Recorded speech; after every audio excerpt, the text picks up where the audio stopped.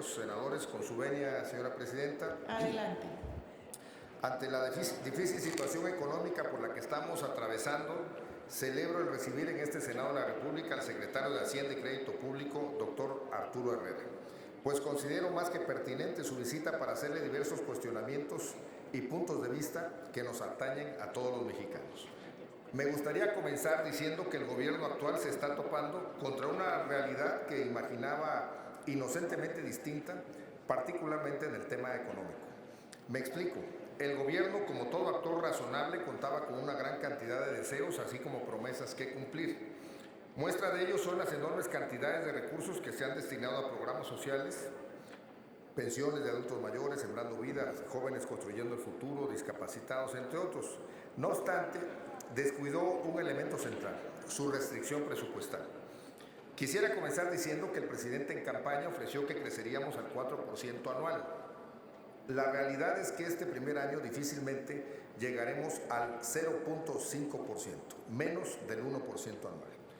Los criterios que expone hoy el secretario de Hacienda son síntoma de que el gobierno ya se dio cuenta de que no le alcanzará para continuar con ese ritmo de gasto y además querer crecer a las tasas que estimaron en los precriterios del 2020 en un rango del 1.1 al 2.1%, quisiera mencionar que este crecimiento, poniéndolo en el 2% máximo, nos va a ubicar en los primeros 2 años en un crecimiento del 2.5% acumulado. Ojalá me equivoque, pero los datos preliminares apuntan a que van a quedarle a deber al pueblo de México lo prometido, ya que del 2021 al 2024 necesitaríamos crecer al 5.3% para lograr el 4% promedio ofrecido, cosa que vemos muy complicado. Por otro lado, aunque la disminución de las tasas de interés pueda beneficiar al crecimiento económico de México, no pueden resolver el verdadero problema estructural que se debe a la falta de confianza en el gobierno actual. La razón por la que México no está creciendo, además del subejercicio y la deficiente capacidad técnica para hacer uso de esos recursos, temas que tocaré más adelante, es por un shock negativo en la demanda. Como lo establece el especialista Raúl Feliz, por cierto, México no está en recesión porque la economía de Estados Unidos todavía está creciendo y seguimos exportando. Según el INEGI, las exportaciones de México están creciendo hacia Estados Unidos y existe un superávit comercial de 15.345 millones de pesos. México siempre ha estado su economía ligada a la economía de Estados Unidos, así que si Estados Unidos crece, en automático México debe de crecer. Por eso pienso que los problemas que tenemos son problemas internos, que no estamos pudiendo generar la confianza debida. El secretario menciona la economía global muestra señales de desaceleración. Bajo este supuesto le preguntaría por qué Estados Unidos sigue creciendo aún con el tamaño de la economía que tiene y nosotros no estamos creciendo. Quizás la respuesta sea por los elementos de la demanda agregada, como son el consumo, la inversión privada y pública, que tienen crecimiento negativo durante el primer semestre de este año 2019. Añadiría que las señales que tratan de mandar de que el índice de precios ha disminuido, así como el dólar que se mantiene estable, más que beneficiar, confunde al pueblo de México.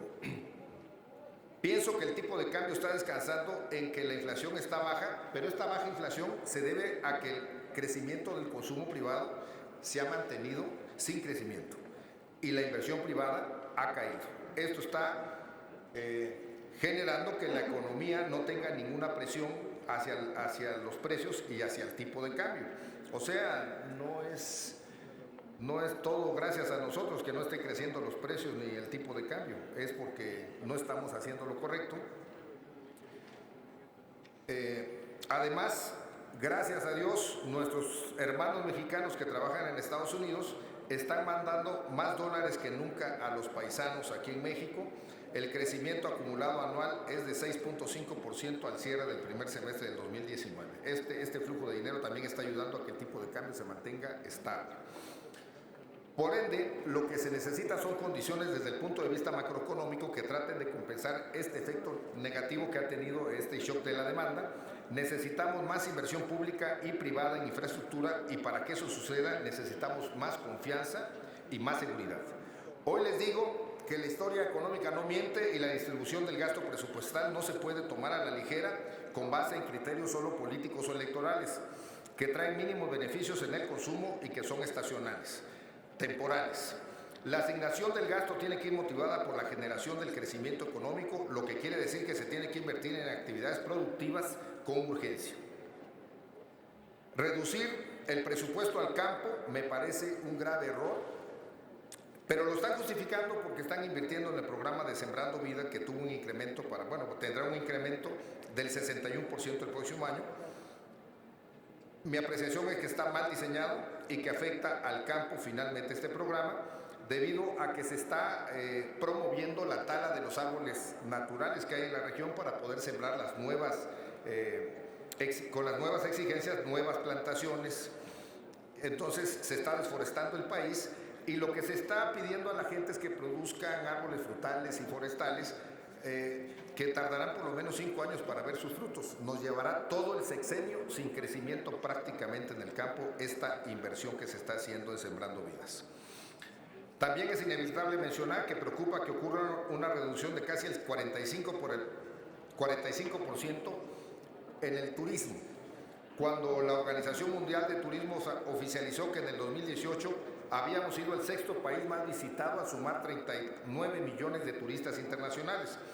Por lo tanto, la política debería ser al contrario, invertir, fomentar más el turismo extranjero y nacional, aprovechar que tenemos playas, bosques, desiertos, arqueología, cosas que otros países no tienen y que son muy atractivos para muchísimos turistas. Deberíamos fomentar más esta actividad que genera mucho empleo, que genera crecimiento económico, que genera derrama de dólares. En fin, hay muchas ventajas de seguir fomentando el turismo. Por otra parte, quiero puntualizar sobre un comentario que ha estado haciendo el secretario Arturo Herrera con respecto a su deseo de que en un futuro cercano el Congreso apruebe que el Fondo de Estabilización de los Ingresos Presupuestarios pueda ser utilizado como medida contracíclica para estimular la economía, ante la falta de herramientas de este tipo como el seguro del desempleo que tienen otros países, por mencionar alguno. Antes quisiera hacer un paréntesis mencionando que México cuenta con recursos para enfrentar periodos de alta volatilidad financiera. Entre ellos está la línea de crédito flexible con el Fondo Monetario Internacional, el Fondo de Estabilización de los Ingresos de las Entidades Federativas y el Fondo de Estabilización de los Ingresos Presupuestarios, al que me referí previamente. Estas fuentes de recursos sirven como apoyos a nuestra economía ante una brusca salida de capitales o una caída de los ingresos públicos. O sea, es más conveniente tener estos fondos que empezarlos a gastar en otras cuestiones que no nos generen ni la seguridad económica para emergencias y que tampoco vayan a fomentar la economía. Querer disponer del Fondo de Estabilización de los Ingresos Presupuestarios cuando el subejercicio del gasto público hasta el mes de junio es de 200,000 millones de pesos, casi el 1%, es contradictorio. Por lo que pienso que no se necesita de dicha ampliación, sino que precisamente porque no se ejerce el gasto de buena forma estamos inducidos en esta difícil situación económica. Además que esto deteriorará un fondo de reserva que otorga un nivel de blindaje relevante a nuestra economía. Es como un seguro de accidentes estos fondos. Vale la pena conservarlos. El caso más simbólico de esto es el programa de Jóvenes Construyendo el Futuro, que de acuerdo con el informe de la Secretaría de Hacienda y Crédito Público, la Secretaría de Trabajo y Previsión Social tenía programado un presupuesto de 16,747 millones de pesos para el primer semestre. Sin embargo, esta dependencia de la Secretaría del Trabajo solo gastó 6,244 millones de pesos. Tuvo un subejercicio de 10,502 millones de pesos. Estos son gastos que deberían estarse ejerciendo, son los subejercicios que se están habiendo en el sistema, y si no hay la capacidad de gastarlos, bueno, pues hay que aplicarlos en cuestiones que sean productivas. Y yo añadiría que en este programa de Jóvenes Construyendo el Futuro vale la pena revisar, secretario, que no se estén mal empleando estos recursos, porque hay una corrupción terrible que hemos venido denunciando desde el mes de abril, donde se criticaban mucho los moches del pasado, del 10%, pero ahora le están quitando a los chamacos hasta el 55%, porque de los 3,600 que se debe de apoyar con becas, solo le están quedando en la mano 1,600 pesos. Le están mochando el 45% prácticamente de su ingreso. Están robando a los jóvenes, porque joven que no quiere participar, lo dan de baja en las becas como becarios en el programa Construyendo el Futuro. Así que hay que vigilar mucho estos programas porque se están dilapidando el dinero público. Entonces, estamos en desacuerdo que se quiera aumentar impuestos, secretario, a todo lo que son sistemas de rentas de taxis, comercio, hospedajes por internet, como Uber, Didi, Airbnb que usted mencionó, porque finalmente quienes van a tener que pagar impuestos son los trabajadores que tienen un ingreso mínimo, en muchos casos, y que ahora los van a obligar a pagar impuestos como si fuera una persona moral, y esto pues posiblemente haga que muchos trabajadores deserten de estas actividades y puedan dedicarse a otro tipo de actividades no benéficas para nuestra sociedad. Entonces se están imponiendo impuestos a personas físicas sin importar que los ingresos que perciban no sean suficientes para cubrir con un mínimo vital. De por sí ya estamos bastante lastimados y ya pensamos que este aumento de impuestos va a demeritar la condición económica y va a generar más evasión fiscal. Por eso digo que no vayamos detrás de las personas más vulnerables y no vayamos en contra de un mínimo de salario. Vayamos a aumentar, busquemos a la gente que sí está ganando dinero y que no lo hemos podido meter a la economía formal. Esto es lo que aumentemos el padrón de contribuyentes de gente que sí está ganando recursos y que no está reportando los impuestos debidos a nuestra sociedad. Y ya para terminar, con respecto a Pemex, comparto la intención de incrementar la inversión en 8.7% para proyectos productivos como la exploración y producción terrestre y en aguas someras. No obstante, ante el incremento en los ingresos presupuestados para el rubro de combustibles, le pregunto, ¿cumplirán con su promesa de campaña de reducir la gasolina a 10 pesos por litro cuando en realidad necesitan lo recaudado en impuestos para financiar sus programas sociales?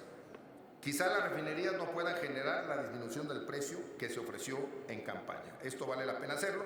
Y además, incrementar la producción en Pemex para dedicar este recurso a programas sociales me parecería muy irresponsable que solo se esté pensando en cuestiones que puedan beneficiar al partido en el gobierno en cuestiones electorales. Es cuanto, compañeros, la verdad es que estos son nuestras apreciaciones y nuestros datos.